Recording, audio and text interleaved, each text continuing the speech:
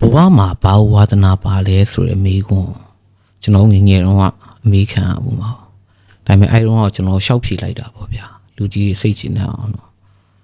ဒါပေမဲ့အသက်အရွယ်တစ်ခုရလာတဲ့ခါကျတော့ဘဝမှာလူတိုင်းမှာဝါသနာပါတယ်ဆိုတဲ့ဟာတစ်ခုစီတော့ရှိတာဒါပေမဲ့များသောအားဖြင့်များကျွန်တော်တို့ဝါသနာပါတယ်ဆိုတဲ့အရာတွေကအနုပညာတို့ဘာလို့ပဲဖြစ်နေတတ်တယ်သချင်းဆိုတာတို့သရုပ်ဆောင်တာတို့အဲ့တော့အဲ့ဓာတွေကလူတိုင်းအတွက်အောင်မြင်ဖို့မတည်ကြဘူးပတ်စံရဖို့မတည်ကြဘူးအနာဂတ်ဘဝအတွက်မတည်ကြဘူးအဲ့တော့လူတိုင်းကဘာလို့ကြလဲဆိုတော့ကိုယ့်ရဲ့ဝါသနာကိုမြင်မြုပ်ပြီးတော့ပတ်စံများရမယ်အလုပ်ပေါ့နော်ကိုဝါသနာပါသည်ဖြစ်စေမပါသည်ဖြစ်စေကိုဘဝအတွက်ကောင်းမယ်ထင်တယ်ဆိုတဲ့အလုပ်တစ်ခုရွေးလိုက်ကြတာဒါပေမဲ့နော်တာမန်လူတွေကအနုပညာရှင်တွေရဲ့ဘဝကိုအားကြကြရတယ်ဗျာသူတို့လှုပ်ချင်တာလုပ်နေရတယ်ပေါ့အဆူရောဆိုလဲအဆူရောသီဥဆောင်ဆိုလဲသီဥဆောင်တခြားအနုပညာရှင်တွေဆိုလဲဒါပေမဲ့သူတို့တွေရောသူတို့လှုပ်ချင်တာလုပ်နေရလို့ဘဝမှာတကယ်ပျော်ရက်လားဘဝရဲ့တကယ်အနှစ်သာရကိုသူတို့ရှာတွေးပြီလားလို့မိတ်ဆွေထင်လို့လားပြီးတော့ဒီလိုအလုပ်တွေလုပ်တယ်ပတ်စံတွေရှာတယ်ပတ်စံဒီရှာရင်နဲ့ဘာဖြစ်လာလဲဆိုတော့ဘောကပြောစရာမကောင်းတော့ဘူးဗျာ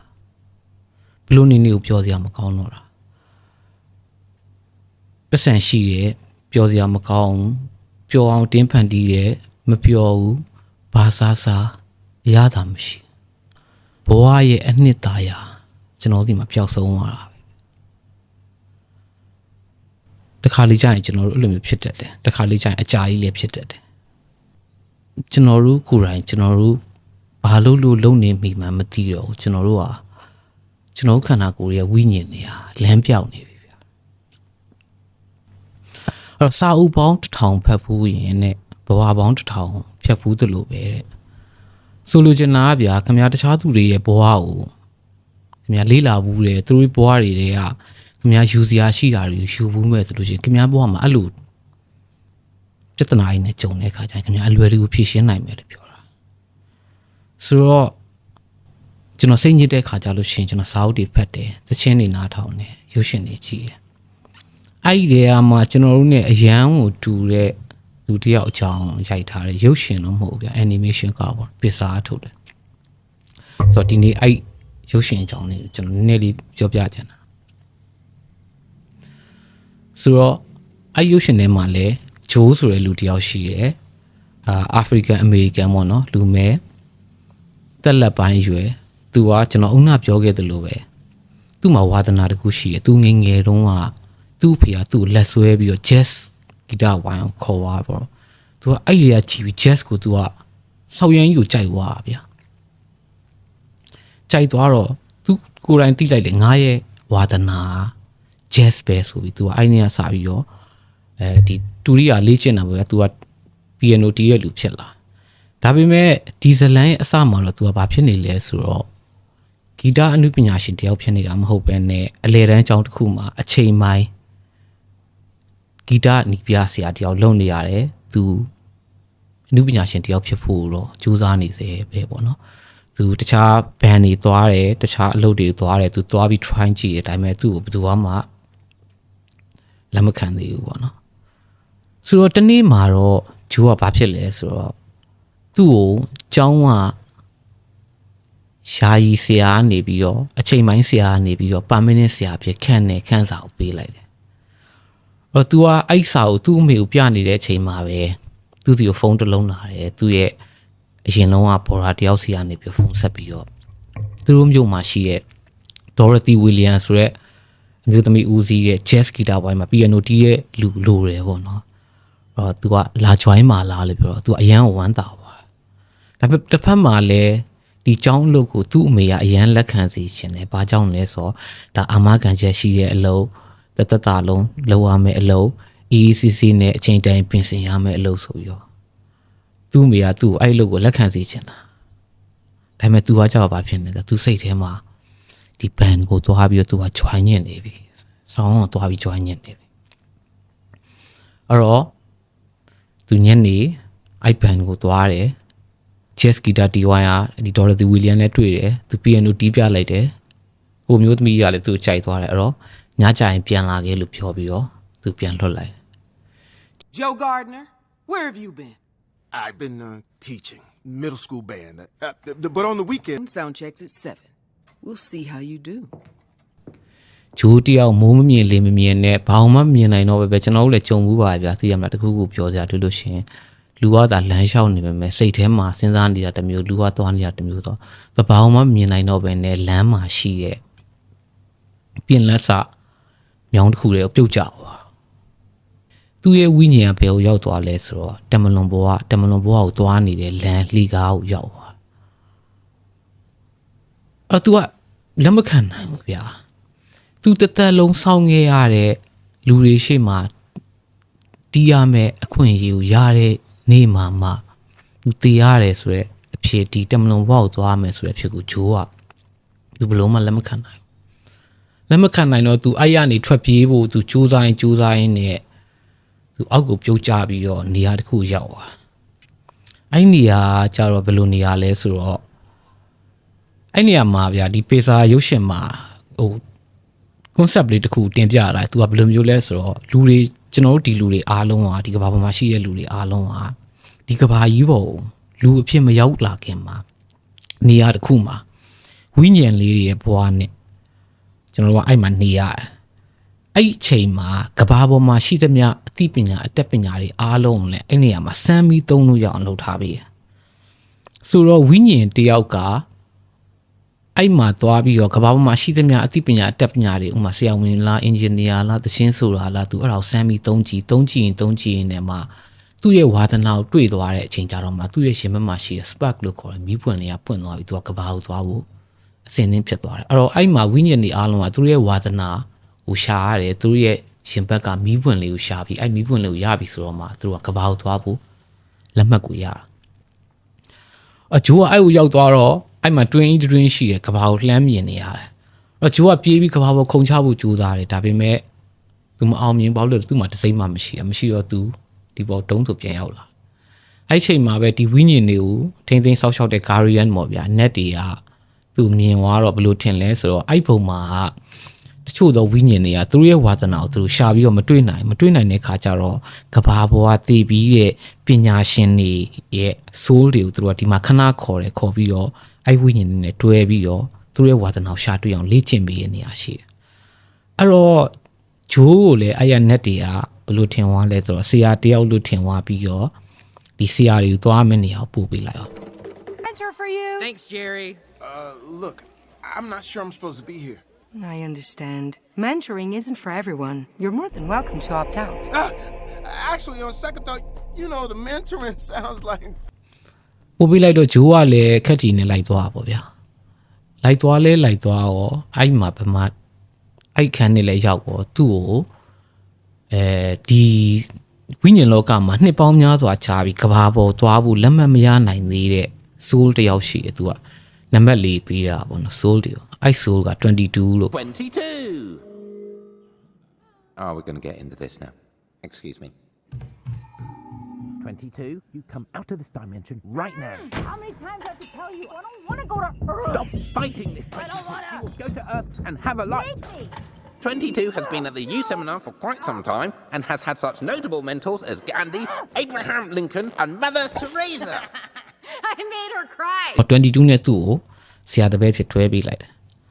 တွဲပေးပြီးတော့အပြင်ထွက်လာတဲ့အချိန်မှာပဲ22ကသူ့ကိုပြောတယ်ခင်ဗျာကျူးသားလက်ကားပဲတဲ့ကျွန်တော်ဘဝမှာဆရာကြီးအများကြီးနဲ့ကြုံခဲ့ပြီးဘယ်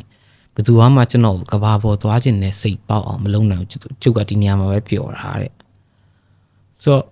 ဂျိုးကလည်းသူ့ကိုအမှန်တမ်းပြောလိုက်တယ်ငါကဆရာတယောက်မဟုတ်ဘူးငါလမ်းမပြီးရောက်လာတဲ့ဝိညာဉ်တယောက်ပဲဆိုတော့22ကအစတော့မယုံဘူးဒါပေမဲ့အဲ့မှာသူ့ရဲ့ fingerprint ကိုသူဆက်ပေါ်တင်ပြီးပြလိုက်တော့ဂျိုးရဲ့ဘဝကိုအဲ့မှာ hologram နဲ့ပြသလိုမျိုးဗျာပြတဲ့နေရာလေးကိုရောက်သွား22ကလိုက်ကြည့်ရဲ့ဒီဂျိုးရဲ့ဘဝရိုးတာမှန်လူတယောက်အနေနဲ့ကြည့်မယ်ဆိုရင်တော်တော်စိတ်ဖြစ်စရာပဲဗျာသူ့မှာအပေါ်သားရည်မွေပဲရှိတယ်ရုပ်ရည်အားဖြင့်ကြည့်မယ်ဆိုလဲ African American တယောက်ဖြစ်တဲ့ကြောင့်ပုံမှန်လောက်ပဲပြီးတော့အသက်အရွယ်အားဖြင့်လည်းအလေလက်ပိုင်းကိုရောက်နေပြီ မအောင်မြင်တဲ့လူတယောက်ပေါ့ဗျာလူသိမ့်မသိရဲ့လူတယောက်လိုကီဖြစ်နေတဲ့လူတယောက်ပေါ့ဒါပေမဲ့သူ့မှာဝါသနာတစ်ခုတော့ရှိတယ်လောက်ပဲ22ကမေးတယ်ခင်ဗျားရဲ့ဘဝကြီးကအောင်လဲမအောင်မြင်စိတ်ပြက်စရာကြီးခင်ဗျားဘာလို့လူပြန်ဖြစ်ချင်နေရလဲပေါ့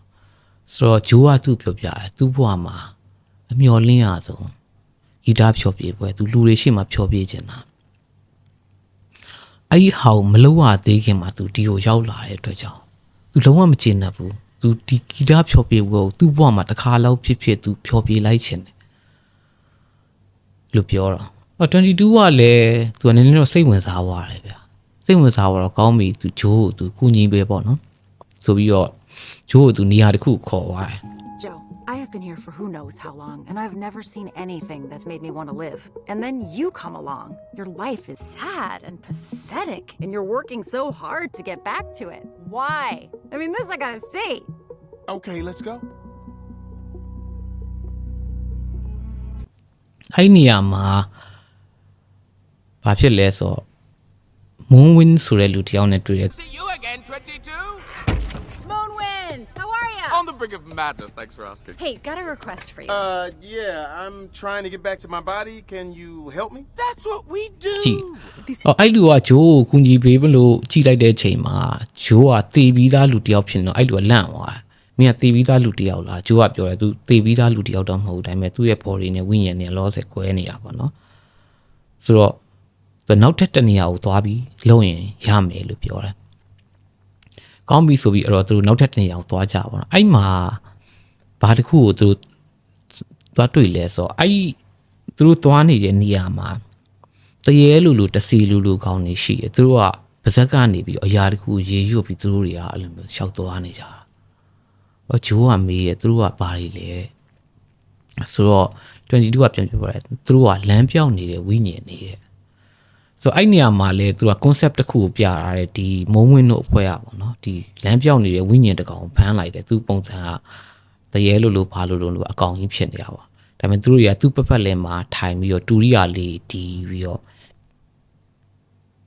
တိစိတ်လေးနဲ့ဒီတူရီယာအတန်လေးနဲ့ပြေးလိုက်တဲ့အခါမှာအဲ့အကောင်ကြီးကတဖြည်းဖြည်းနဲ့သူ့အပေါ်ရန်ကအမုံနဲ့ကြွေကြသွားပြီးတော့သူတို့လိုပဲရိုးရိုးတာမန်ဆိုးလေးတယောက်ဖြစ်နေအဲ့နေရာမှာဒီမုံဝင်တို့အဖွဲ့ကလှုပ်လိုက်တဲ့ soul ကသူကဘာလဲဆိုအယောင်းမန်နေဂျာတယောက်ဗျာသူ့ရဲ့အလုပ်ကိုသူလုံရင်းနဲ့တနေ့နေစီးပွားပတ်စံဆိုတာပဲသူမြင်နိုင်တော့သူ့ဘဝကိုသူမမြင်နိုင်တော့ဘူးသူ့ဘဝယူလဲသူမသိတော့သူ့ကိုယ်သူဘာလုံးနေလို့လုံးနေမှန်းတော့သူမသိတော့ဘဲနဲ့ကလန်းပြောင်းနေတဲ့ဝိညာဉ်ဖြစ်နေတာအဲ့တော့အဲ့ခန်းနဲ့အဲ့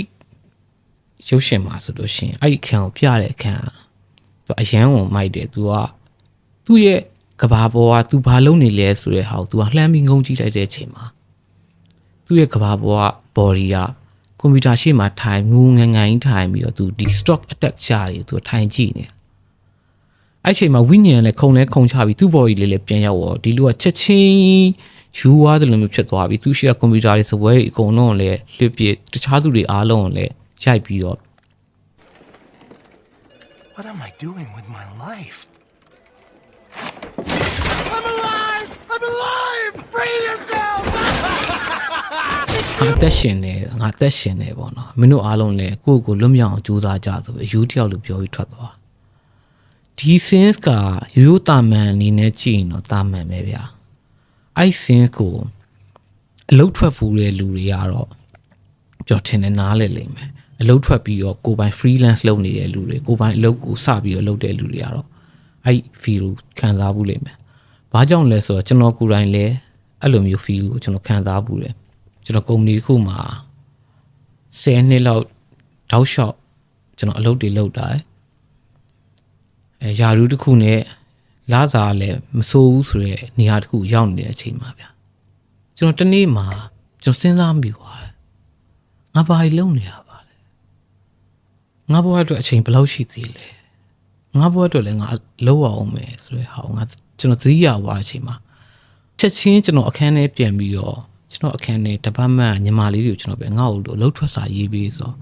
ကျွန်တော်တပတ်မှန်လူတွေအားလုံးကကျွန်တော်ဘာဝိုင်းမိလဲသိလားအခုဘာအဆင်မပြေတာရှိလို့လဲကျွန်တော်တို့ဝိုင်းဖြည့်ရှင်းမိမယ်လေ ငါဘာမှအဆင်ပြေတာမရှိဘူးလို့ငါအလုပ်ကထွက်ချင်လို့